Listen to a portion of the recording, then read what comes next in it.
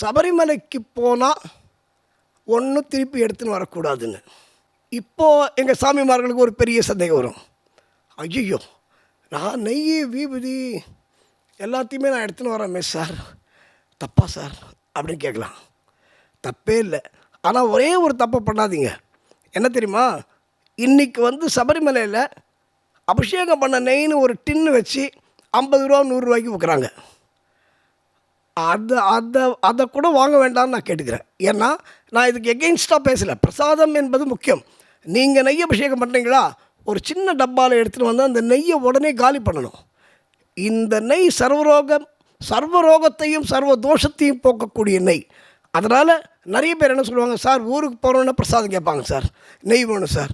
இந்த நெய்க்கு ஒரு மகத்துவம் இருக்குங்க, அது சந்தேகமே இல்லை.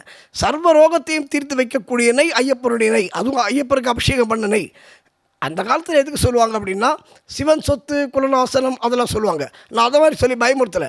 ஐயப்பனுடைய பிரசாதத்தை நிறைய பேர் எடுத்துன்னு வராதிங்க, வீட்டுக்கு எடுத்துன்னு வராதிங்க, வீட்டில் வச்சா நல்லா இருக்காது, வீடு நல்லா இருக்காது, இப்படிலாம் சொல்லுவாங்க. நான் ஏற்கனவே சொன்னேன் முதல் எபிசோட்லேயே, ஐயப்பன் மூட நம்பிக்கைகளுக்கு அப்பாற்பட்ட தெய்வம்.